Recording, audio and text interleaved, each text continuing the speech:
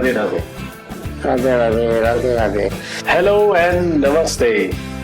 Welcome to अवतार talks. अवतार talks में आप सभी का बहुत बहुत स्वागत है।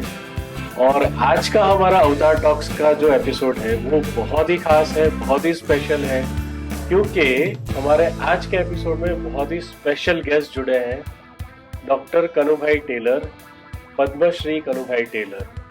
कनु दादा, आपका बहुत बहुत स्वागत है अवतार टॉक्स में। Thank you very much, thank you. अवतार टॉक के सभी दर्शकों को मेरा सादर प्रणाम। मुझे सच में आपको यहाँ देख के और आप यहाँ पे आए उसके लिए बहुत बहुत खुशी है। मुझे आपका दर्शकों को मिलने का सौभाग्य मिला, ये मेरे लिए जीवन में एक यादगार रहेगा। बोले अपने दूर दूर से आप मुझे देख रहे हैं, मैं सबको प्रणाम करता हूँ। और कनु दादा का अगर इंट्रोडक्शन देने जाऊं तो शायद पूरा एपिसोड निकल जाए। उनकी सूरत के अंदर एक बहुत बड़ी स्कूल चल रही है जो स्पेशल दिव्यांगों के लिए है। अभी वो एक बहुत बड़ा प्रोजेक्ट कर रहे हैं भरूच के पास, उसके बारे में हम कनु दादा के पास जानेंगे, उस प्रोजेक्ट के बारे में। तो आपका चाइल्डहुड कहाँ बीता और आप कहाँ बड़े हुए? 70-56 का मेरा जन्म आनंद के पास अलास गांव में हुआ था।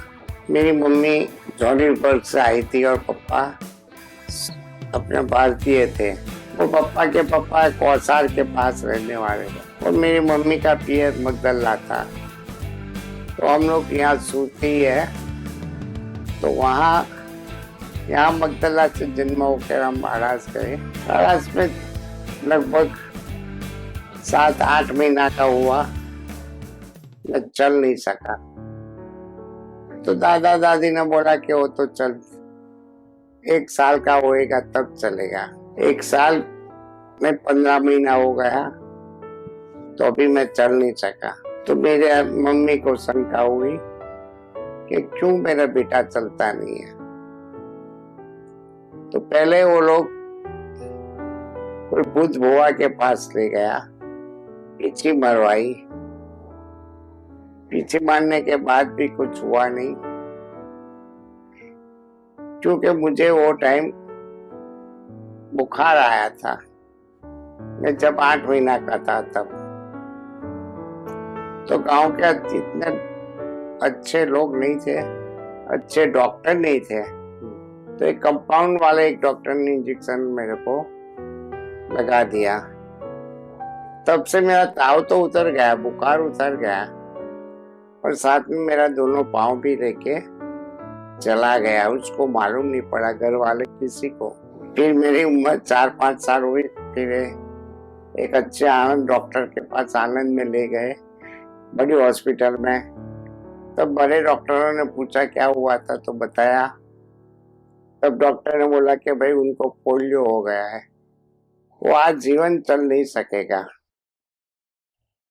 फिर मेरी मम्मी पापा बहुत दुखी हुए, दादा भी दुखी हुए, परिवार दुखी हुए। पर जब विधाता का लेख लिखा होगा तो नियति का सोचने का होता है। नियति जो मंजूर करते हैं वही होता है। फिर मुझे 9 साल का हुआ तो स्कूल गांव से 1-1.5 किलोमीटर दूर स्कूल थी। स्कूल में मुझे एडमिशन दिलाया। मैं घसट के जाता था, हाथ में पाँव में काकरा लगता था, कांच लगता था। कुत्ता मेरे को देखकर भौंकने लगता था। कुत्ते को लगता था कि नया कुत्ता कहाँ से आया। ये परिस्थिति में मैं 1 से 8-9 दौरान में आया। वहाँ स्कूल में मेरे को कभी टॉयलेट हो जाती, लूज मोशन हो जाता तो मैं बैठ रहता था। मेरी माँ आती थी, फिर माँ आके साफ करती थी। मैं दुखी हो जाता था वो टाइम। माँ भी रोती थी, मैं भी रोता था। ये परिस्थिति ऐसी थी। जब 9वें में आया तब थोड़ा बड़ा हो गया था। तब मैंने सोचा कि जिंदगी मुझे पसंद नहीं है। तब नींद की गोली में 10-15 गोली लेके मैंने मोबाइल में रख दिया। 12 बजे तो मैं सो तो गया, पर दूसरे दिन 4 बजे मेरी नींद खुली। मैं ऊपर नहीं पहुंच सका, भगवान को मंजूर नहीं था। जी। मैंने सोच लिया कि बस जब भगवान ने मुझे वापस भेजा है तो अभी मेरा जिंदगी जीने का है। बस मैंने नक्की कर लिया। 10वीं की परीक्षा दे के स्टैंडर्ड 10 पास होके माँ बाप की इच्छा थी कि गांव में एक पान का गल्ला चालू करवाएंगे, बीड़ी सिगरेट हुए कानून बेचेंगे हम, क्योंकि मेरे 2 भाई मेरे साथ था। तो लोग बोलते थे कि कन्नू भाई हम आनंद से माल ला के आपको देंगे, आप सारे दिन बेचते रहना। जी। मैंने सोचा ये काम मेरा नहीं है, मनोमन। फिर मैं अहमदाबाद चला गया एक सुबह की 7 बजे की ट्रेन में, सीधा Sajanand arts and commerce college में। मैंने कॉमर्स में एडमिशन ले लिया। बाजू में ही एक अपंग मानव मंडल करके एक संस्था थी। जी। तो उसका जो सेक्रेटरी था डॉक्टर सुनंदा बेन वोरा, मैं उसको मिले, उनको मैंने विनती किया, मेरी स्टोरी बताई। तो सुनंदा बेन ने बोला कि ठीक है कन्नू भाई, हाँ मेरे वहां आप दाखिल कर देते हैं, आप धोरण 4 पढ़ाना, बच्चों को पढ़ाना, और हम आपको उनके बदले में 10 रुपया देंगे, और आपको रहना खाना पीना सब हमारी तरफ से। तो आप कॉलेज में फ्री में। पढ़ते भी थे और पढ़ाते भी थे? मेरे कॉलेज सुबह राइट। सुबह 7 बजे से 10 बजे तक कॉलेज थी, और 11 से 5 मैं स्कूल में पढ़ाता था। फिर एक दिन मेरी कॉलेज में मेरे स्कूल संस्था के 2-4 और विकलांग लोग थे, ये मेरे साथ आते थे कॉलेज में। तो एक दिन यूनिवर्सिटी के स्पॉट आई, तो 4 दिन की स्पॉट में सभी बच्चे लोग स्पॉट में भाग ले रहे थे। तो हमने सोचा कि हम क्यों नहीं स्पॉट में हिस्सा लें। मैंने प्रिंसिपल सीएल शास्त्री करके थे, उनको बोला, तो उसने बोला कि आप दिव्यांगों के नहीं है, आप यूनिवर्सिटी में जाके, कुल सचिव थे केसी परीख करके, आप उनको मिलो और उनके बात करो। मैं यूनिवर्सिटी में गया और मैंने बात किया, तो केसी परीख ने बोला कि 4 बच्चों से नहीं हो पाती, राइट। कम से कम 50-60 बच्चे होना चाहिए। तो मैंने अहमदाबाद की सभी कॉलेजों में, मैं शाम को छूटने के बाद और सुबह छूटने पहले मैं कॉलेज जाता था, सभी दिव्यांगों को इकट्ठा किया। तो मुझे लगभग 70-80 बच्चे मिल गए। मैंने बताया कि अपने यूनिवर्सिटी में स्पॉट करने किया। सब लोग खुश खुश होके मेरे को फॉर्म भर के दिया। ये फॉर्म मैंने यूनिवर्सिटी के केसी परीख को दिया। उसने कहा कि कन्नू भाई एक संडे को अपने धाम धूम से, ये पहली बार दिव्यांगों की स्पॉट है, तो हम धाम धूम से मनाएंगे। खेल कुंभ महाकुंभ मेरे टाइम से फर्स्ट टाइम कॉलेज में चालू हुआ। वाह। जब संडे का दिन आया तो मैं और मेरे कॉलेज के 3 दिव्यांग, हम 4 ही आदमी वहां थे। अच्छा। बाकी कोई आया ही नहीं। मैंने कहा यार ये क्यों नहीं आया कोई। मैं तो बहुत दुखी हो गया। प्रिंसिपल और वाइस चांसलर जो गेस्ट आए थे, सबने मुझे डांटा कि कन्नू भाई कैसा मैनेजमेंट किया आपने। मैं बहुत दुखी हुआ और मैंने हिम्मत नहीं हारी। जब मैंने कहा एक हफ्ता नहीं हुआ, मैं कॉलेज के सभी बच्चों को, दिव्यांगों को मिलने के लिए वापस गया। मैंने कहा आप लोग क्यों नहीं आए, मेरी इज्जत बगाड़ी। बोले कन्नू भाई हमको आने का था, पर जब हमें आने के लिए हमारे माँ बाप हमको बस बस का 50 रुपया नहीं देते भाड़ा, तो हम कैसे आ पाए थे। अच्छा। मैंने कहा अभी क्या है, बोले कि अभी तो हमको बस में कंसेशन मिलता है कॉलेज की तरफ से। तो कॉलेज का कंसेशन है सोम से शुक्रवार तक, शनिवार तक, संडे का नहीं होता है। तो मेरा दिल बहुत दुखी हुआ, मैं कुछ बोला नहीं। फिर मैंने एसटी कॉरपोरेशन के चेयरमैन को लेटर लिखा, मिला। 1 साल तक मैं मिलता रहा, कुछ नहीं हुआ। फिर मैंने सोचा कि कुछ सुनेगा नहीं ये लोग,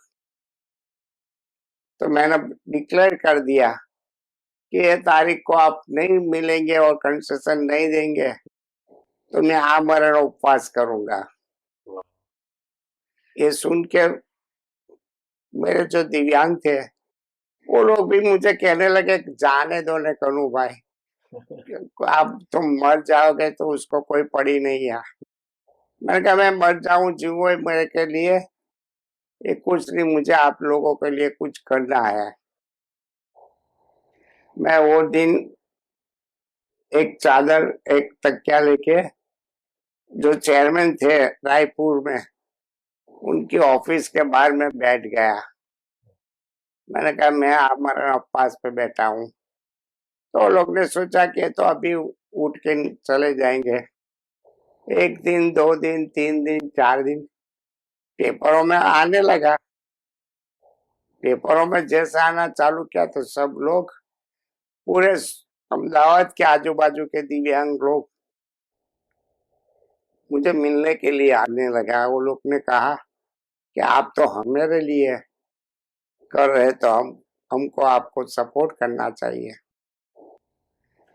ऐसे 5-6 दिन हो गए, 7 दिन हो गए, 8 दिन हो गए, 9 दिन हो गए, 10 दिन हो गए।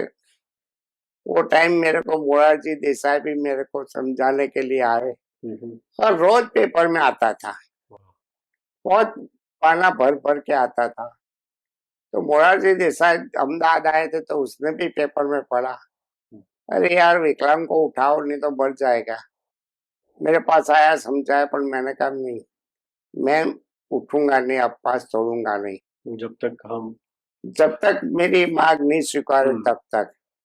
इंदिरा गांधी भी आ गई थी वो टाइम अहमदाबाद। इंदिरा गांधी ने, कांग्रेस की सरकार थी, माधव सिंह सोलंकी और वाहन व्यवहार मिनिस्टर मोहम्मद भाई सुरती थे। तो इंदिरा गांधी ने बोला, कांग्रेस का राज था, तो इंदिरा की बात सुन के लोग ने कहा कि कल ही जाओ। कल वो दिन मेरा 11वां उपवास था। फिर माधव सिंह सोलंकी आके बोलो आपको क्या चाहिए। मैंने कहा मेरे 3 मांग है। एक तो बस में जो दरवाजा है उनके सामने 3 बैठक दिव्यांगों के लिए रिजर्व रखना, उसको बोर्ड मानना के दिव्यांगों के लिए क्या रिजर्व है। आज भी हर जगह पे वो रिजर्वेशन रहता है। मैंने मुंबई में बहुत देखा है ये चीज। तो फिर वो मान गए, बोले ठीक है। बोलो और दूसरी क्या बात है। मैंने कहा जो दिव्यांग है 60% से ज्यादा दिव्यांग चल नहीं सकते, उसको फ्री में रखो। ये बोले ये बात भी मंजूर है। फिर जो 60% है दिव्यांग है उनका उठाना पड़ता है, तो उसका एस्कॉर्ट को भी, अपना हेल्पर को भी 50% फ्री रखो। अच्छा। तो बोले ठीक है, तीनों मांगनी मेरी स्वीकार कर लिया। जब मांगनी स्वीकारा तब हजारों दिव्यांगों ने बड़ा सरघस निकाला अहमदाबाद में, और मेरी ये जीत पहली हुई। वाह। आई थिंक आपके अंदर जो लीडरशिप क्वालिटी थी उसी की वजह से ये सारी चीजें पॉसिबल हो सकी। उसी वजह से मेरा विल पावर इतना था कि मुझे ये दिव्यांगों के लिए कुछ करने का है। उनके बाद तो यूनिवर्सिटी ने बहुत स्पोर्ट में भाग दिलाया, वहाँ खेल कुंभ रखा और बहुत दिव्यांगों के लिए हर जगह पे द्वार द्वार खुल गए। थोड़े दिन हुए मोरारजी देसाई प्राइम मिनिस्टर बने। राइट। तो प्राइम मिनिस्टर बने तो जिनीवा में दिव्यांगों की इंटरनेशनल कॉन्फ्रेंस हो रही थी। तो मोरारजी देसाई ने मेरा नाम जिनीवा कॉन्फ्रेंस में भेज दिया। क्या बात। उस समय आपकी एज कितनी होगी? तब मेरी उस एज कम से कम 17-18 साल की होएगी। ओह, अमेजिंग। 18-19 साल की तो कम से कम होएगी।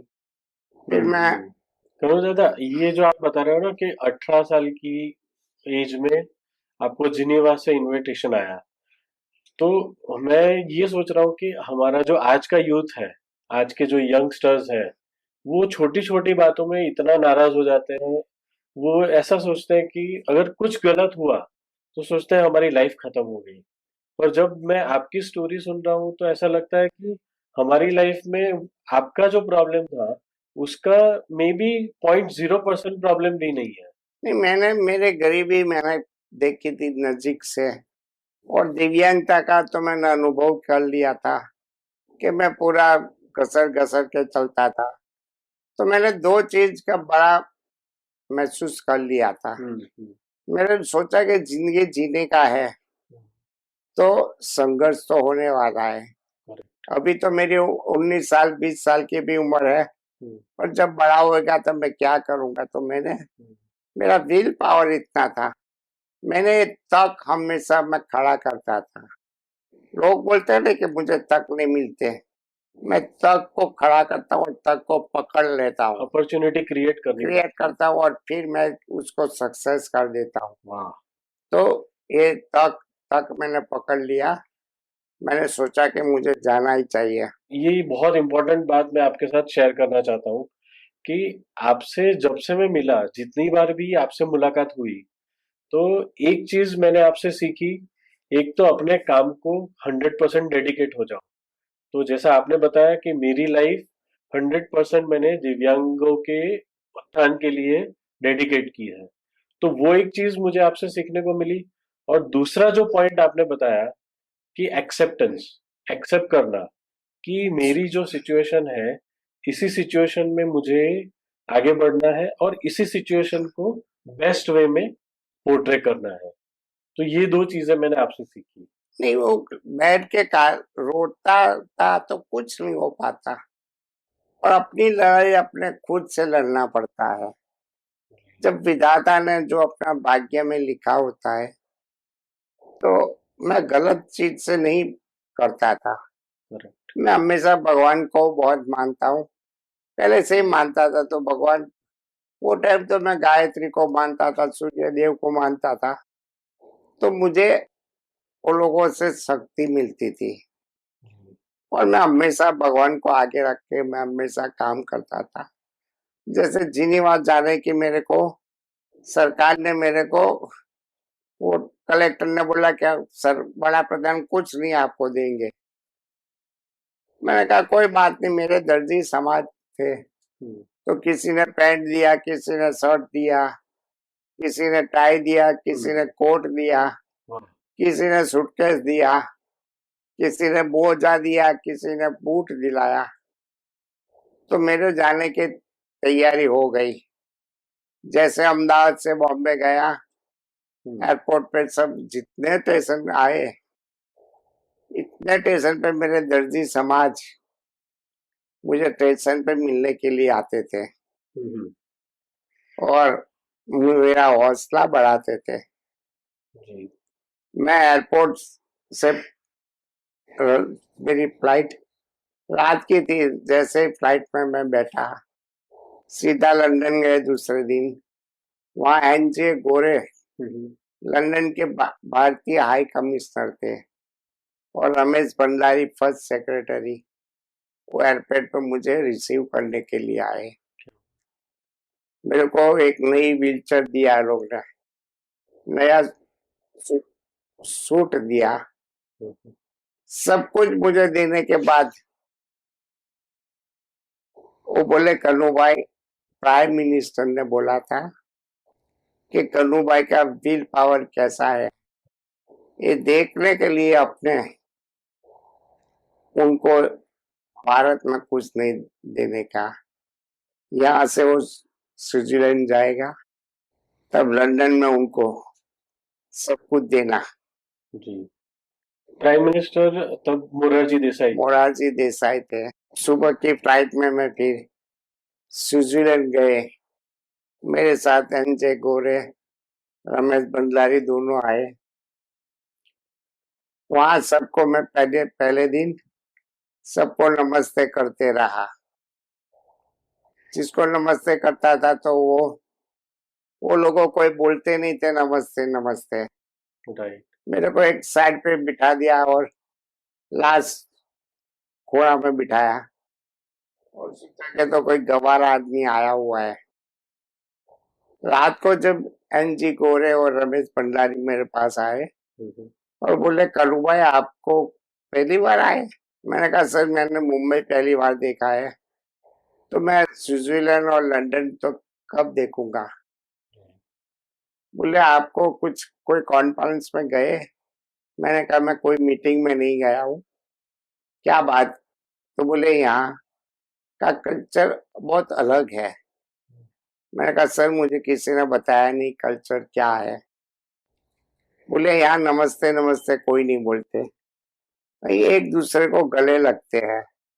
आप गले लगोगे तो लोगों को अच्छा लगेगा। तो सर मैंने कहा मैं कल सुबह से यही काम करूंगा और ऐसे रिस्पेक्ट करूंगा। सबको मैं गले लगता था, किस करता था गाल पे, तो लोगों को बहुत अच्छा लगा। और दोपहर के बाद मुझे पीछे बिठा था, सबसे आगे बिठा दिया। मैं सोच में पड़ गया कि कितना बड़ा चमत्कार हो गया। मैंने कभी जिंदगी में सोचा भी नहीं था। मैंने प्रवचन मेरा आया तो मैंने प्रवचन में स्पष्ट शब्दों में बोल दिया कि जो बहुत पाप करते हैं उसको भगवान दिव्यांग बना के भारत में, बांग्लादेश में, पाकिस्तान में, श्रीलंका में, अफ्रीका के देशों में, केन्या, साउथ अफ्रीका, जाम्बिया, ये सब कंट्रियों में भेज देते हैं। और थोड़ा पाप किया होता है उसको विकलांग की सजा लेके London, Kuwait, France, Paris, Scotland, America, ये देशों में उनको भेजते हैं। तो वहां उनका दुख आपो-आप भूल जाते हैं और बहुत सारी सुविधाओं को मिलती है। ये जो आपका थॉट था कि मतलब जिन्होंने बहुत पाप किए वो भारत, बांग्लादेश, तो ये विचार क्यों आया? ऐसा विचार क्यों आया? मैंने वो टाइम जब कॉलेज था तब मैंने देखा था, सर्वे किया था। तो गुजरात राज्य में भी 6 लाख से ज्यादा दिव्यांग थे। जी। तो मुझे समझ आया कि भगवान जो करता है, न्याय देता है, न्यायाधीश चित्रकूट, तो वो लोग इंडिया में, अमेरिका में नहीं भेजते हैं। इंडिया, पाकिस्तान, श्रीलंका जिसे गरीब देशों में वो भेज देते थे।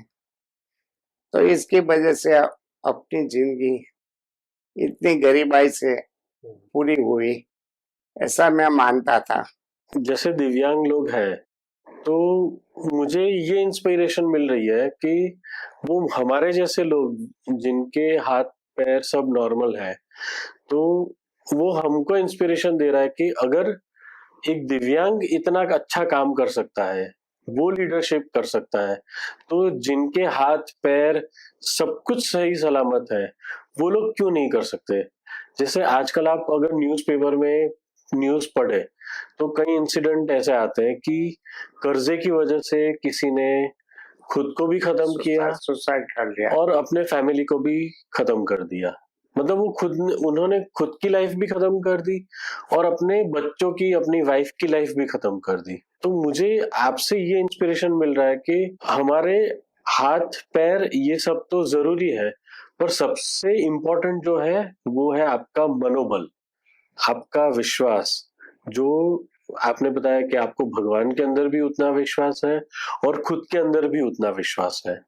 तो आई थिंक हमारे दर्शकों के लिए और सभी लोगों के लिए ये बहुत इम्पोर्टेंट है कि वो अपना मनोबल बढ़ाए। तो आपने अपना मनोबल किस तरह से बढ़ाया? मैंने मेरे पहले भी मैं कह चुका कि मैंने मेरी विकलांगता का स्वीकार कर लिया है जी। कि मैं पूरी जिंदगी मेरी विकलांगता है ही और रहने वाली है, उसका कोई सॉल्यूशन नहीं है। करेक्ट। गरीबी मैंने बचपन से देखा, तो गरीबी भी मैंने स्वीकार कर लिया जी। ये दो में से स्वीकार करने के बाद अपने वास्तविक जिंदगी भूल गए और मैंने सोचा कि मुझे जीवन में कुछ आगे बढ़ने का है। ये दो चीज लेके मैं आगे बढ़ना चालू किया और मेरा लड़ाई भगवान के साथ हमेशा रहा कि मुझे कुछ करने का है। जैसे मैं स्विट्जरलैंड में मैंने मेरा प्रवचन दिया, आप नहीं बिलीव कर रहे हुए, तो लंदन वाले ने कहा कि आप लंदन के जो आए थे एसोसिएशन के प्रमुख, उसने बोल दिया सबके सामने कि मैं कन्नू भाई को ले जा रहा हूँ मेरा लंदन यूके में। तब मैंने उनको बोला कि सर मेरी तो एक हफ्ते की टिकट है, मेरे को तो वापस जाना पड़ेगा। तो बोले कि हम ये टिकट कैंसिल कर देंगे, हम दूसरी टिकट देंगे जी। वहां से वो पेरिस वाला का प्रमुख खड़ा हुआ, बोले लंदन से हम पेरिस लेके आएंगे। पेरिस से वो लोग स्कॉटलैंड वाला खड़ा हुआ, स्कॉटलैंड वाला ने बोला हम लंदन से पहले स्कॉटलैंड ले जाएंगे, पेरिस हम पहुंचा देंगे। पेरिस वाले ने बोला कि हम तो कुवैत ले जाएंगे। मैं कुवैत कैसे जाऊं? बोले हम सब व्यवस्था कुवैत की कर लेंगे। कुवैत से सीधा मैं नैरोबी गया, केन्या नैरोबी। नैरोबी से मैं साउथ अफ्रीका गया। मैं 9 दिन की टिकट थी मेरी, मैं 9 महीना तक घूमता रहा जी। मैंने रिपोर्ट बनाया, मोरारजी देसाई प्राइम मिनिस्टर में निकल गए थे जी। और Charan Singh Chaudhary acting prime minister बने थे। मैं 9 दिन के लिए गया था, तो 9 महीने के बाद आया।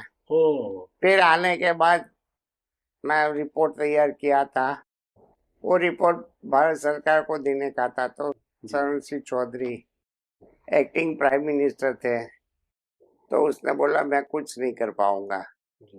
फिर मैं वापस आ गया। फिर इंदिरा गांधी आई, इंदिरा गांधी को मिला, तो इंदिरा गांधी ने बोला कि आपने साइन किया है तो हम 81 दिव्यांगों के लिए अंतरराष्ट्रीय अपंग वर्ष मनाएगा। वो टाइम मेरा हर पेपर में मेरी स्टोरी आई थी, इंग्लिश पेपरों में। तो अमेरिका से जो आए थे दिव्यांगों का प्रतिनिधि, तो उसने वहाँ बड़ी कॉन्फ्रेंस और इस संस्था का उद्घाटन करने का नक्की करवाया मुझसे। फिर से 92 में मुझे अमेरिका बुलाया, तो अमेरिका वाले ने मुझे कम से कम 5 महीने तक घुमाया। मुझे व्हाइट हाउस भी ले गए लोग। व्हाइट हाउस में जॉर्ज बुश करके वो प्रेसिडेंट थे जी, उसने मेरे को 1 लाख पाउंड मेरे को भेंट दिया। मैंने कहा कि सोचा कि 1 लाख पाउंड लेके मैं क्या करूं, मैं तो कुछ संस्था चलाता नहीं था वो टाइम। मैंने कहा सर मैं कोई इंस्टीट्यूट चलाता नहीं हूँ, पर मुझे मालूम है कि अफ्रीका के देशों में दिव्यांगों की परिस्थिति बहुत नाजुक है, आप ये पैसा वहां दे दो। वाह। तो इतना खुश हो गया मेरी बात सुन के, आपको मैं क्या क्या दूं?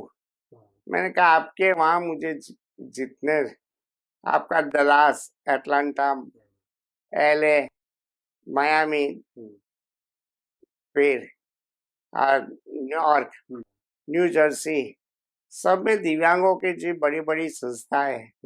ये मुझे बताओ, मेरे को अभ्यास करने का है। उसने बोल दिया ठीक है, हम सब कुछ कर देंगे।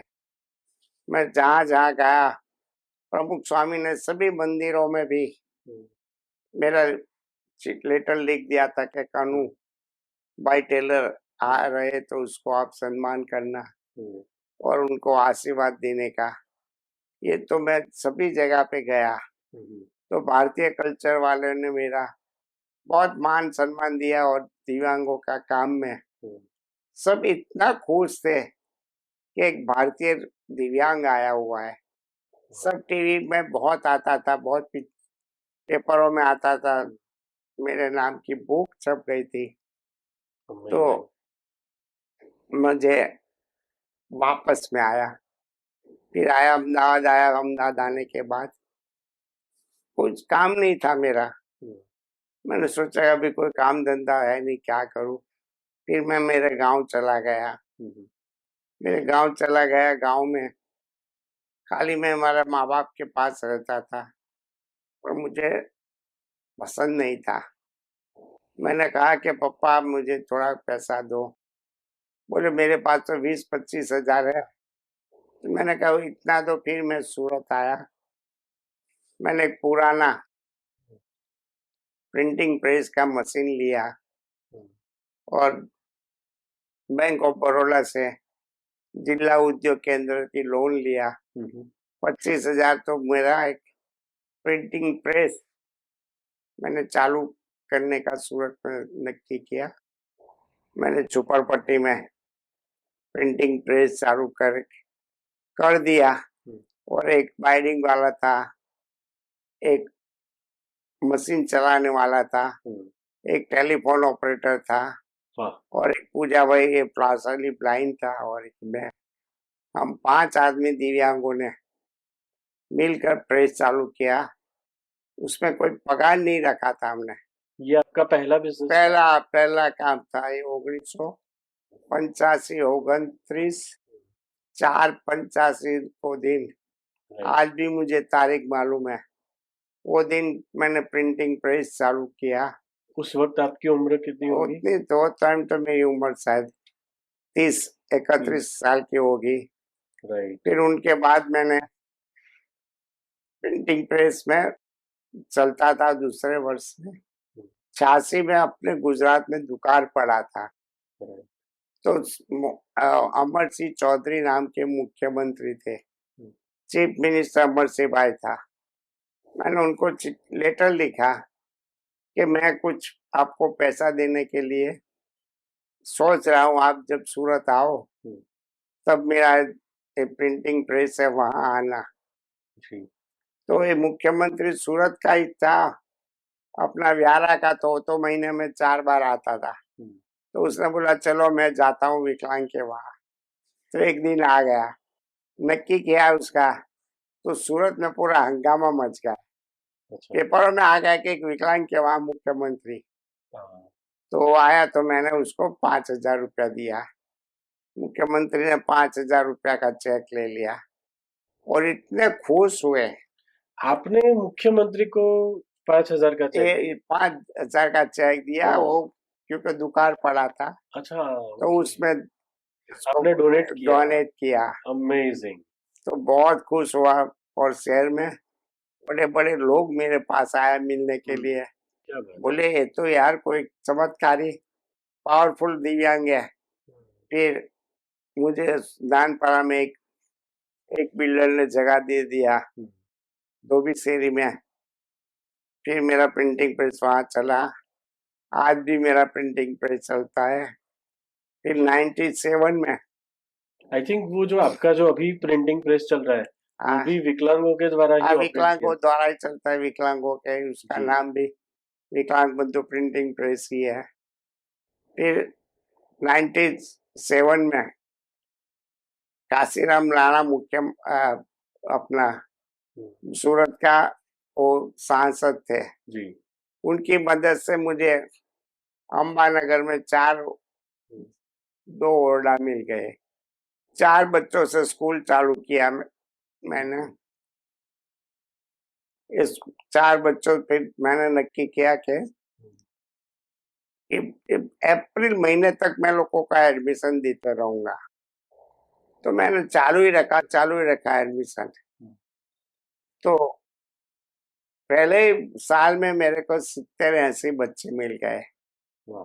तो कॉर्पोरेशन वाले ने देखा कि यार ये तो दिव्यांग बहुत आते हैं। तो 2 ऑर्डर से मेरे को सीधा उसने 7 ऑर्डर दे दिया। तो मैं 1 से 5 7 दोनों के स्कूल चालू कर दिया।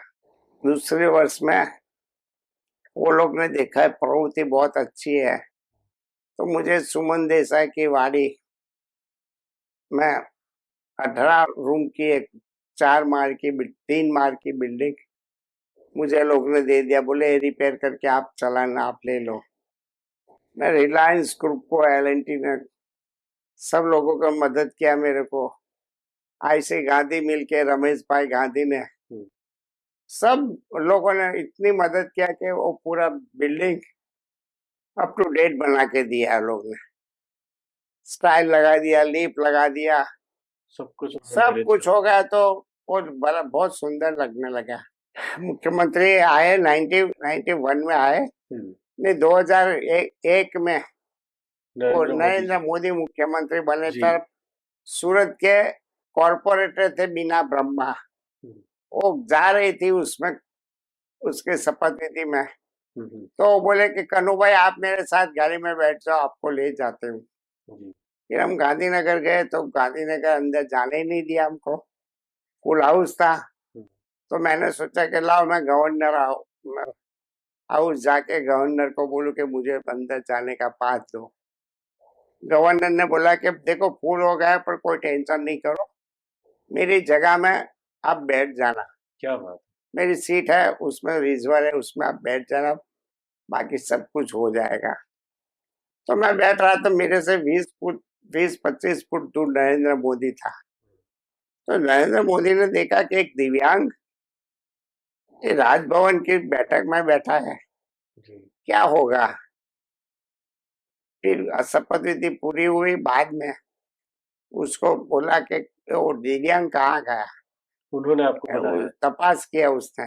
क्या बात। तब मालूम पड़ा कि मैं हेमंत भाई चपटवाला करके सूरत के मिनिस्टर थे, वो मेरे को जानते थे। तो मैं उनके घर पे खाना खाने के लिए चला गया। बिना ब्रह्मा को बोला चलो चलो खाना खा लेते। फिर मुख्य नरेंद्र मोदी वहां आया और बोले कन्नू आपका नाम? मैंने कहा मेरा नाम कन्नू भाई है। क्या करते हो? मैंने कहा मैं एक दिव्यांगों की स्कूल चलाता हूँ। तो बोले अच्छा, आप जैसे लोगों के लिए मैं मुख्यमंत्री बना हूँ, मैं बहुत मदद करूंगा, मैं आपके वहां आऊंगा। फिर मैंने बोल दिया सर ऐसा गपागप नहीं करो, आप दिव्यांगों के घर पे कभी आने वाले ही नहीं है। अच्छा। आप बड़े पैसे वाले के वहां ही जाओगे, विकलांग के वहां कौन आता है? बोले मैं आऊंगा, आपको वचन देता हूँ, जैसे सूरत में आऊंगा ऐसा आपके घर पे संस्था में आऊंगा। 1 महीना निकल गया, 2 महीना निकल गया, तीसरे महीने वो सूरत में आए। जैसे आए तो अगले दिन police commissioner, collector, municipal commissioner सब मेरे पास आए और बोला कि आपके वहां मुख्यमंत्री आ रहे हैं, आपने कुछ चिट्ठी लिखी थी? मैंने कहा मैं नहीं लिखा है, कुछ नहीं लिखा है। बोले तो मुख्यमंत्री कैसे आ रहे हैं, आपने इनविटेशन नहीं दिया तो अभी? मैं को मुझे कुछ नहीं मालूम, और आपके हाथों से हम लोगों ने एयरपोर्ट पे उनका सम्मान रखा है। क्या बात। तो मैंने कहा मेरे पास तो कुछ नहीं है। बोले हम मेरी गाड़ी में आपको बिठा के ले जाएंगे। उनको अपना वादा याद था। तो उनका वादा मालूम था। तो मेरा ट्रस्टी मोहन नायर थे, मैंने मोहन भाई को बोला चलो ना, ये अपने जाते हैं उनकी गाड़ी में बैठ जाओ पुलिस वाले की। तो हमको जीप में बिठा दिया, हम तो एयरपोर्ट पे गए। एयरपोर्ट तो तब इतना अच्छा नहीं था। फिर मैंने कहा चलो जाइए। जैसे उसका भी हेलीकॉप्टर उतरा, ऐसा उसने मेरे को हाथ किया और बोले देखो कन्नू लाल, मैं आ गया। मैंने मुझे कहा मेरा वादा याद है। क्या बात। बोले चलो मेरी गाड़ी में बैठ जाओ, पहले मैं आपके वहां आऊंगा, बाद में मेरा प्रोग्राम बनेगा। वाह। फिर वो सीधा मेरे वहां आया और उसने देखा दिव्यांग हो तो 290 विकलांग थे वो टाइम, वाह। तो उससे बहुत खुश हो गए। मुझे ना करुण दादा आपकी अब तक की जो मैंने स्टोरी सुनी उसमें से एक पॉइंट बहुत ही स्ट्रांग उभर के आ रहा है। वो है कि आपका मनोबल एकदम स्ट्रांग होना चाहिए और आपकी भावना जो है वो सेल्फलेस होनी चाहिए। मतलब बिल्कुल सही बात निस्वार्थ है। भाव से अगर हम काम करते हैं तो सब लोग तो हमारे। भगवान बहुत मदद करते हैं। जी। मैंने आपको बोला ना, जो वो दूसरों को जो जिंदगी जीता है हाँ। तो उसको भगवान बहुत मदद करते हैं। आए मेरे पास हम्म। और लेक्चर में बोले कि मैं आपको क्या चाहिए। मैंने कहा हम्म। मुझे तापी नदी के किनारे मुझे जगा दो। नरेंद्र मोदी जी के साथ। हाँ, तो उसने इमीडिएट कमिश्नर कलेक्टर को बोल दिया कन्नू भाई को जगा दो। फिर मुझे पहली जगह शमशान घाट में दिया। मैंने जगह तो ले लिया फटाफट। फिर अजय भाई चौधरी, अजय चौकसी, हम्म। सॉरी अजय चौकसी मेयर थे। मैं उनके पास गया और अजय भाई को बोला देखो सामने शमशान गृह है और ये दिव्यांग लोगों की जिंदगी जीते जात, ये मरेली जिंदगी है, तो आप 24 घंटे वहां लाश बढ़ती रहेगी और दिव्यांगों कभी आगे नहीं आएंगे, आप समझो सर। तो उसने फिर मुझे उमरा में जगह दिया। उमरा ग्राम पंचायत वाले ने मेरा विरोध किया हम्म। क्योंकि एक ही मैदान था, तो मैं भी वहां रहना नहीं चाहता था। मैंने कहा कि साला ये जगह मुझे चाहिए नहीं, गांव वाले। फिर महापात्रा करके म्युनिसिपल कमिश्नर आए, हम्म। उसने मुझे एक दिन ये जगह पे लाया और ये जगह जो है वो एक बांस खड्डा था, हम्म। एक जी। बांस। मतलब जहाँ पे तापी हाँ नदी के हाँ किनारे पे। हाँ, एक खड्डा था वहां, पूरा उमरा का पानी वहां ही आता था और खड्डा था और यहाँ से नदी में जाता था। तो मैंने बोल दिया सर मुझे उसमें से खाली 1000 वार दे दो। बोले नहीं 1000 वार नहीं दे सकते हम तो आपको 4200 चौरस मीटर जगह ही देना पड़ेगा। ठीक है, मैंने कहा दे दो। मैंने 1000 ट्रैक्टर माटी काम और जितने मैं साइकिल लेके घूमता रहा है शहर में, कोई बिल्डिंग कोई टूटे और उसका वही पत्थर पत्थर वो वो सब ट्रैक्टर में लेके। भरा के उसमें डालता रहा 1 साल तक। मैंने यही काम किया। आपकी साइकिल मतलब वो आज जो हाथ से आज चलाते से थे वो आज वाली। आज चलाने वाली वो तो बहुत हार्ड बहुत होती है। बहुत हाल होती है। फिर हम्म। मैंने ये चालू रखा तो ये लेवलिंग हो गया। फिर सरकार ने मुझे क्लार्क दिया, एक पट्टा वाला दिया, एक मेरे को रिक्शा ये थम्स अप कंपनी वाले ने दिया। तो उसमें मैं आते जाते रहता था। तो उस वजह से एक बार लेवलिंग करवाया। हम्म। लेवलिंग के बाद फिर से नरेंद्र मोदी मुख्यमंत्री आए तो बोले ये जगह मैंने दिया है तो मैं आपका शिलान्यास विधि मैं करूंगा। क्या बात। तो मैंने कहा सर आप करो। बोले देखो उद्घाटन भी मैं करूंगा, जहाँ शिलान्यास करता हूँ वहाँ उद्घाटन मैं ही करता हूँ और ये भी 2 साल में बिल्डिंग बन बन के जानी रेडी हो चाहिए। गई। अच्छा। मैंने कहा ठीक है सर। तो आज जो अभी स्कूल है हाँ, उसका जो नींव है वो आपने नरेंद्र मतलब उस मोदी के हाथों से करवाया। वो उन्होंने इनॉग्रेशन किया पर उसका जो बेस फिल करना था हाँ, वो आपने करवाया था पूरा। पूरा करवाया। अमेजिंग। और वो टाइम भैरव सिंह शेखावत अपना वाइस प्रेसिडेंट था ऑफ इंडिया।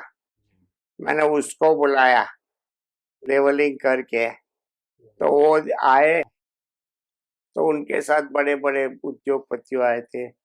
वही दिन मेरे को 60 लाख रुपया मेरे को दान मिला, वाह। तो मेरे को मैं संतोष हो गया, चलो मेरी बिल्डिंग बनेगी। जब नरेंद्र मोदी आए शिलान्यास विधि करने के लिए, तब बड़ी बड़ी कंपनियों वाले आए थे, तो सबने बोला कि हम करवा देंगे। तो एक कंपनियों वाले ने 10 रूम दे दिया, कोई ने 5 रूम दे दिया। मैं किसी से पैसा नहीं लेता था, मैंने बोला ये बिल्डिंग बना दो, बिल्डिंग बना दो। तो उसका चेयरमैन पैसा लेने के लिए रिलायंस में कोहली साहब करके थे, कोहली साहब को मैंने चेयरमैन बना दिया, और बांधकाम समिति का अध्यक्ष मैंने बेदी साहब जो एल&टी कंपनी के सीईओ थे उसको बनवा दिया। वाह। तो ये बिल्डिंग बन गई, नरेंद्र मोदी आया, उद्घाटन कर दिया। आई थिंक नरेंद्र मोदी जी के बारे में ना बहुत सारे लोग ऐसी चीजें बोलते हैं कि वो काम नहीं करते हैं या अपने लोगों के देखो लिए काम करते हैं, नरेंद्र मोदी मेरे लिए भगवान है। पर आपकी स्टोरी से मुझे ऐसा लग रहा है कि उनको सब याद रहता है और खासकर दिव्यांगों के लिए उसको इतना प्रेम है उनको मेरे मैं जब ये मुख्यमंत्री थे तो बिना रोक टोक से मैं उनके घर पे जाता था और खाना खाता था। क्या बात। मेरे स्कूल के बच्चों को भी मैं उनके घर पे ले गया हूँ। मैं जो मांगता हूँ नरेंद्र मोदी से, आज आज आज आज आज भी तो नरेंद्र मोदी मेरी इच्छा पूरी करते हैं। उसके मुंह में से ना नहीं होता है, ऐसा बड़ा प्रधान आज तक मैंने देखा नहीं है। मैं तो बार बार उनको तकलीफ दे रहा हूँ, और जो मैं कहता हूँ वो वही नरेंद्र मोदी करते रहते हैं। मेरे सामान्य एक लेटर लिखता हूँ मैं, तो उनका भी जवाब ये मुझे दे देते हैं। मैंने कहा ने मेरे लिए एक विधाता के भाग्य के रूप में ये भगवान बन के आए हुए।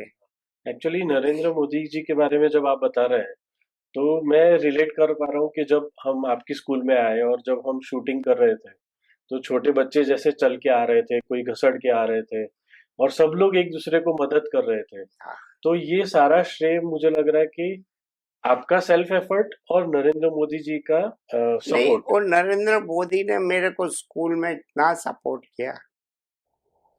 1 से 12 दौड़ के अभी स्कूल है, बीसीए कॉलेज है, दिव्यांगों के आईटीआई है, तालीम सेंटर है, हॉस्पिटल है, फिजियोथेरापी है, लड़का लड़की की हॉस्टल है।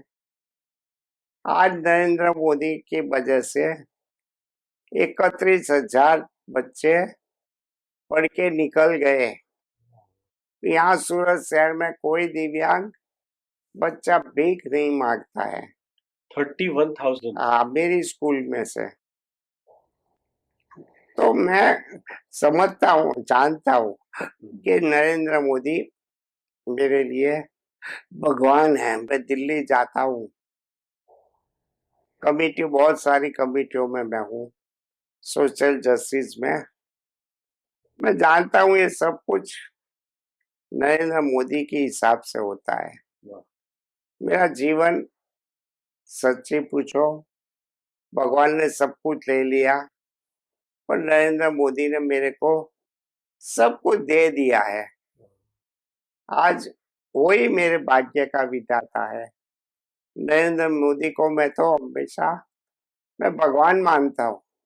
शायद मेरी जिंदगी में जितने सत्कर्म किया हो तो उनका पुण्य जो कोई विधाता देते हैं, तो वो पुण्य मुझे नहीं पर नरेंद्र मोदी को मैं अर्पित करता हूँ। उनकी जरूरत ये देश दुनिया में बहुत है। नरेंद्र मोदी जैसे दुनिया के कोई आदमी आज तक मैंने देखा नहीं है और दर्शन भी नहीं किया है। जो है नरेंद्र मोदी एक विधाता के रूप में आए हैं मेरे लिए। मैं उनको कभी भूल नहीं सकता हूँ। आज जो कुछ है वो मैं उनकी वजह से मैं बैठा हूँ, नहीं तो मेरा कोई ध्यान रखने वाला कोई नहीं है। आज भी दिल्ली में बैठे बैठे वो सब कुछ देखते रहते हैं मेरे पर कि कन्नू भाई की क्या प्रवृत्ति चल रही है। हमेशा चिंतित रहते हैं। अभी सूरत आए थे नरेंद्र मोदी, लास्ट मंथ आए थे तो तब वो मुझे देख रहे थे, मुझे मेरी तबीयत के बारे में, मैं कहाँ बैठा क्या कर रहा है, खुद मुख्यमंत्री को पूछ रहे थे मेरे बारे में। तो मुख्यमंत्री ने बोला कि ये कन्नू भाई है। कन्नू भाई ने अभी नर्मदा नदी के किनारे पूरे भारत में पहली बार दिव्यांगों का गरडा घर बनाने का कन्नू भाई ने सोचा है। तो मैं उसका शिलान्यास विधि करने के लिए मैं खुद पहुंच गया हूँ, और मेरे हाथों से भारत में नहीं दुनिया में पहली बार दिव्यांगों का गरडा घर कन्नू भाई बना रहा है।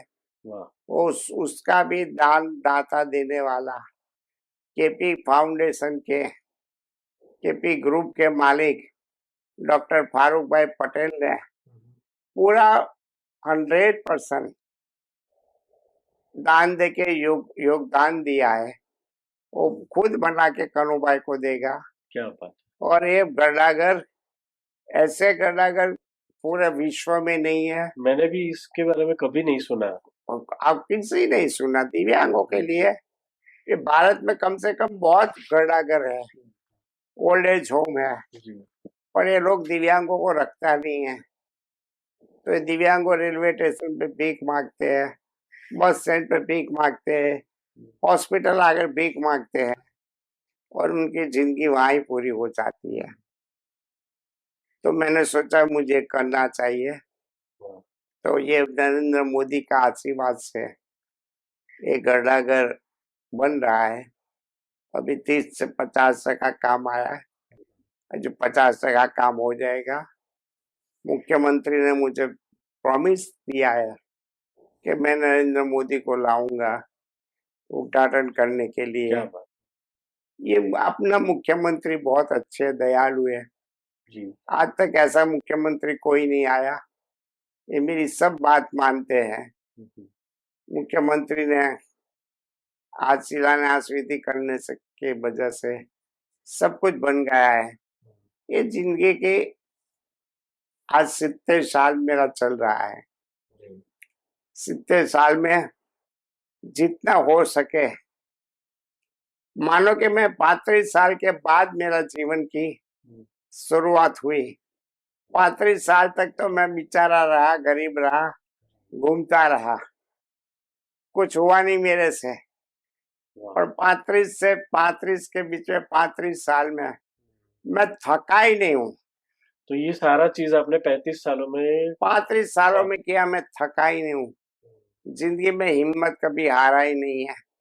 और मैं राधा कृष्ण को बहुत मानता हूँ। मैं अभी उसके के ऊपर आने वाला था। मेरी राधा मेरे लिए सब कुछ करती रहती है। राधा जैसी माँ नहीं मिले दुनिया में। बहुत दयालु है, बहुत दयालु। कलयुग में तो कोई जीते जागते होते रहो तो राधा कृष्ण है। राधा कृष्ण के पास आप जो भी मांगो वो राधा माँ देती है। मैंने अनुभव किया है और मेरा विश्वास है। राधा रानी का जो आपका प्रेम है वो मुझे बहुत टच करता है, और मैं भी आपके साथ राधा में हूँ। सही बात है, जो राधा में मेरे साथ रहते सब राधे राधे बोलते हैं। मैं राधा का रोज यज्ञ करता हूँ। मुझे बहुत शौक नहीं है, मेरा दिल से होता है कि मैं राधा माँ की पूजा करूं। अभी ये सब उनाड़ा में मैं सब बच्चों को मथुरा वृंदावन ले जाने वाला हूँ, राधे राधे करवाने के लिए। सब दिव्यांग बच्चों को ट्रेन में ले जाऊंगा। तो आपका जो अभी दिव्यांग का जो स्कूल चल रहा है, उस स्कूल के बारे में थोड़ा बताइए, और वहाँ पे कौन कौन से डिपार्टमेंट है? मैंने बोला ना, मेरे स्कूल में 1 से 12 दौड़ की स्कूल है जी। बीसीए कॉलेज है पूरे भारत में। बीसीए कॉलेज फर्स्ट टाइम है। राइट।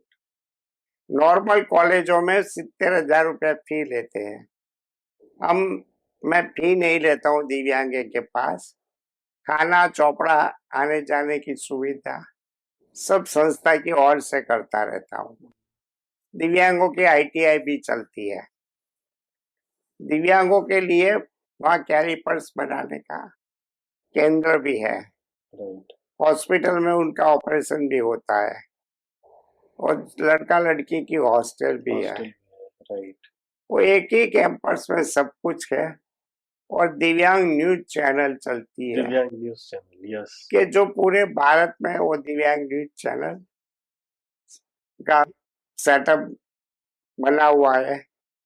तो उससे कहीं से देख के कोई कलकत्ता से भी दिव्यांग आते हैं, कोई बिहार से आते हैं, यूपी से आते हैं, राजस्थान से आते हैं, सौराष्ट्र से आते हैं।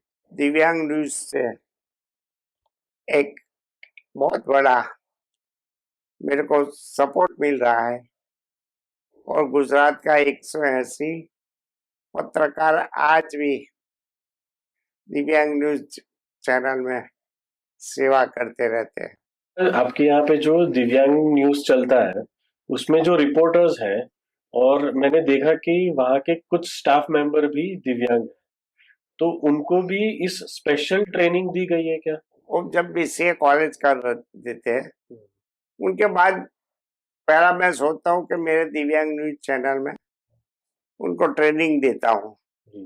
ट्रेनिंग देने के बाद वो लोग चैनल में बैठ जाते हैं और करते रहते हैं। मेरी भी दिल की इच्छा होती है कि न्यूज चैनल में दिव्यांग लोग आ जाए तो उनका जीवन का पगभर चले। पूरे गुजरात में मैं घूमता रहता हूँ, सभी पत्रकारों को मैं मिलता हूँ, तो ये पत्रकारों की वजह से मैं समझता हूँ कि मेरी शान और बढ़ जाती है।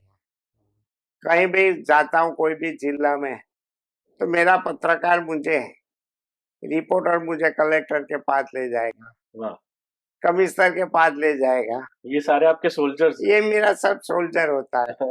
मैं उनको फोन कर देता हूँ, मेरी सोनल बहन फोन कर देती है कि पापा चेयरमैन आज सोमनाथ मंदिर में आने वाले हैं। तो मंदिर में आने के लिए, दर्शन कराने के लिए सब व्यवस्था वो पत्रकार लोग कर देते हैं। मेरे को इतना मन में सुकून होता है। अभी मेरे बच्चों दिवाली में मैं बच्चों को लेके द्वारका गया था, तो मेरे पत्रकारों ने द्वारका में इतनी सगवड़ करवाया था कि वो दिन तो मुझे आज भी याद है। क्रिसमस थी, क्रिसमस में द्वारका में बहुत गिरदी थी और 3-4 कथाकारों की कथा चल रही थी, तो कोई होटल कोई कोई खाली नहीं थी। तो भी मेरे पत्रकारों ने इतना सुंदर सगवड़ करके दिया था। वाह। आपकी लाइफ में जो आपकी राधा रानी है, तो आपकी राधा रानी मतलब आपकी पत्नी से आपकी मुलाकात कैसे हुई, और आपके फैमिली के बारे में थोड़ा बताइए। जब मैंने प्रिंटिंग प्रेस चालू किया था 85 में, जी। तब मेरी टेलीफोन ऑपरेटर के हंसा बहन करके मैंने लड़की रखी थी। मेरा मैनेजर पूजा भाई कहते थे कि आप फुटपाथ पे आप सो रहे थे, उससे अच्छा है कि आप हंसा बहन से लग्न कर दो। उसने बोला, सुबह बोला तो मैं 4 बजे उनके पास पहुंच गया। बोले मैं तेरे साथ शादी करना चाहता हूँ। वो हिम्मत कही, बोले ये कैसा, अच्छा, कैसे शादी करेंगे आप? सुबह 4 बजे आपने प्रपोज अरे किया? नहीं, शाम को 4 बजे सीधा शाम को पहुंच 4 गया। बजे, ओके। बोले नहीं, पर दूसरे दिन फिर 11 बजे आई। मैंने कहा क्या किया, अपने को शादी करने का है। तो बोले कैसे करेंगे? मैंने कहा मैंने गायत्री मंदिर वे रोड पर देखा है, चलो वहां मंदिर में जाके। जी। तो हम रिक्शा में बैठ के वहां गए। मेरा मैनेजर पूजा भाई भी मेरे साथ था। तो वो बोली कि आप पूजा भाई आपको उठाएंगे, तो मेरे को इसे मंगल फेरा, तो मैं पूजा भाई को भी मेरे को साथ रहेगा। तो 2 पति मेरे नहीं करना चाहती हूँ, उससे अच्छा है कि रहने दो। मैंने कहा ऐसा नहीं, चल तू रिक्शा में बैठ जा, मैं तेरे माथे पे सिंदूर लगा देता हूँ, कंको भर देता हूँ और माता जी के सामने अपने प्रतिज्ञा कर देते कि आज से अपने पति पत्नी। वाह। बोले ठीक है।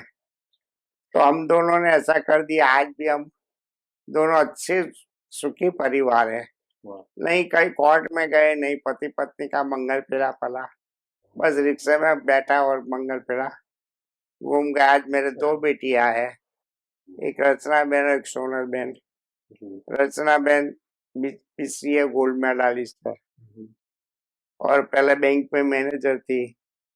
तो वो उसने सोचा कि मैं पापा की मदद करूं, तो एक दिन आ गई बैंक की नौकरी छोड़ के। तो मैंने कहा तेरा हस्बैंड, तेरी सासू ससुरा दोनों को पूछना पड़ेगा। तो उस लोगों की मीटिंग किया तो बोले हम तो कहते थे कि तुम पापा की मदद करो। तो ये आज फुल टाइम स्कूल में जुड़ गई है, ट्रस्टी है और सेक्रेटरी जनरल भी है। राइट। और स्कूल कॉलेज हॉस्पिटल सब मैनेजमेंट वही करती है। छोटी बेटी ने भी शादी कर लिया था, वो SR कंपनी में PRO थी। तो उसने देखा बहन गई है तो चलो मैं भी पापा की सेवा में जाऊं। और ये भी आज पूरी चैनल चलाती है। वाह। उनका हस्बैंड भी जॉब करता है और रचना बहन का हस्बैंड तो बैंक में मैनेजर है। दो बेटियों का परिवार बहुत अच्छा है, दोनों को 10 साल की एक एक बेटियां भी है। बहुत अच्छा परिवार है। अमेजिंग। भगवान की बहुत, राधा रानी की बहुत दया है। बहुत, राधा रानी की कृपा है। हमको आपसे ना इतनी इंस्पिरेशन मिल रही है कि हम लोग कभी कभी, मतलब मैं अगर मेरी खुद की बात करूं, तो छोटी छोटी तकलीफें आती है तो हमको ऐसा लगता है कि अरे अब कैसे काम बढ़ेगा आगे, अब कैसे आगे बढ़ेंगे। पर आपने इस स्थिति में भी एक दिव्यांग होके दिव्यांगों के लिए इतना काम किया, इतना हॉस्पिटल्स बनाए, स्कूल बनाया, और अभी उनके लिए ओल्ड एक एज होम ओल्ड एज पर होम बना रहे हैं। This is so amazing. ये हम सब के लिए बहुत बहुत इंस्पिरेशनल है। वो सब मैं मानता हूँ कि राधा रानी करती रहती है। मैं सोचता हूँ और राधा को बोलता हूँ कि राधा मैया मेरा काम करवा दो ना, तो राधा मैया मेरा ही आपो-आप काम करवा देती है। राधा के बारे में मैं आपको क्या बताऊं, वो सही अर्थ में मेरे जीवन में वो राधा आने से मेरा उद्धार कर दिया है उसने। आज जो कुछ हूं मैं, जो भी संकल्प करता हूँ, जो भी सोचता हूँ, तो राधा आगे पहुंच जाती है और रास्ता साफ कर देती है। तो आपका राधा रानी के साथ जुड़ाव कैसे हुआ, उसका क्या पॉइंट था? राधा के साथ मैं टीवी में राधा कृष्ण की सीरियल आती है जी। तो मैं देखता रहता था। फिर राधा 6 साल बड़ी थी कृष्ण से, और जब कृष्ण ने देखा, दर्शन दिया, तो 6 साल के बाद राधा ने आंख खोली थी। इतना उनका प्रेम था। तो मैं उनकी हर रोज सीरियल देखता था, तो मेरा विश्वास दिन दिन प्रतिदिन बढ़ता ही गया। मैंने सोचा कि कलयुग में, अभी तो अपना कलयुग चल रहा है, तो कलयुग में कोई देवता हो देवी हो तो राधा है। राधा राधा कृष्ण से पहले राम सीता आ गए, ये राम सीता के बाद आया कृष्ण, राधा कृष्ण आए।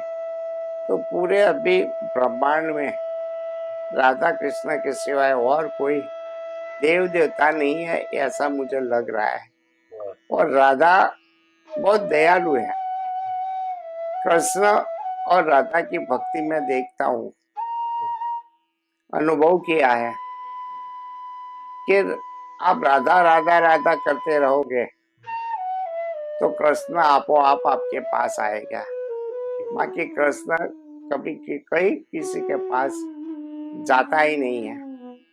पर जो राधा का गुणगान गाते, राधा की जो भक्ति करते हैं, तो कृष्ण आपो आप उनके पास पहुंच जाते हैं और काम कर देते हैं। ऐसी ये दोनों की जोड़ी है।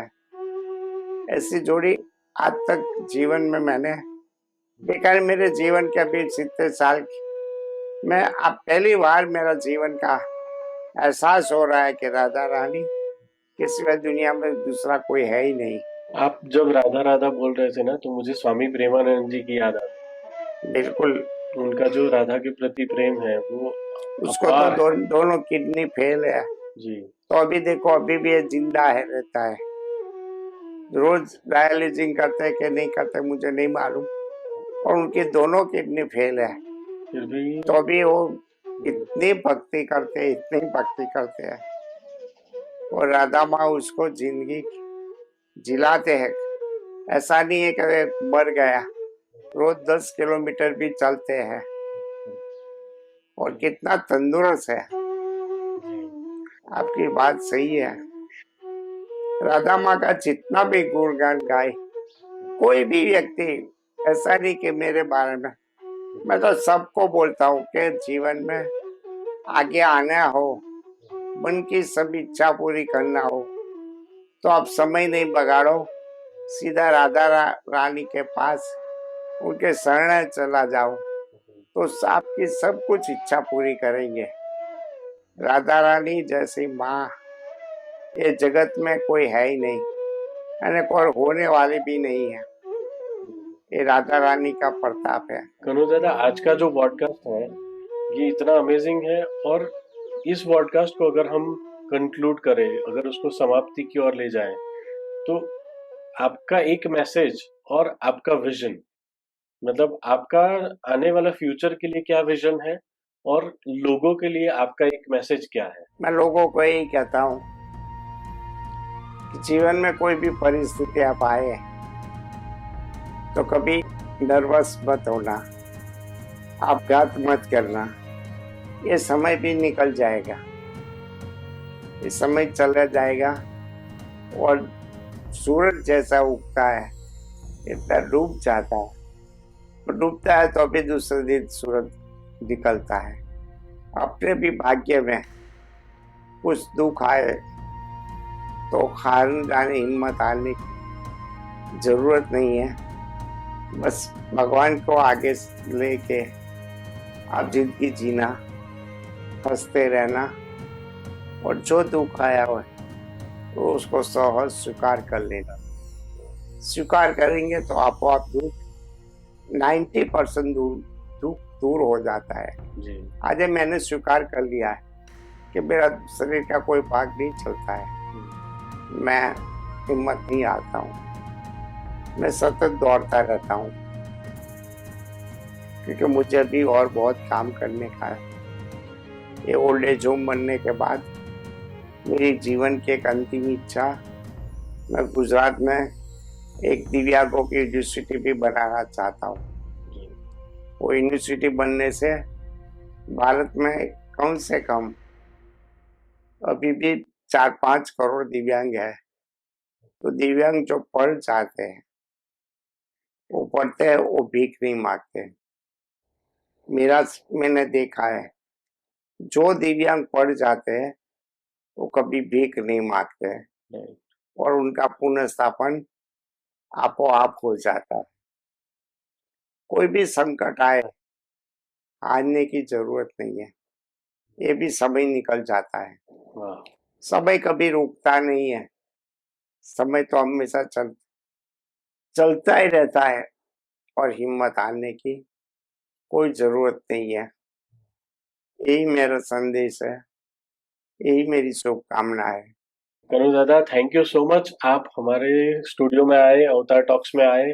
अवतार टॉक्स में आपका अवतरण हुआ। Thank you.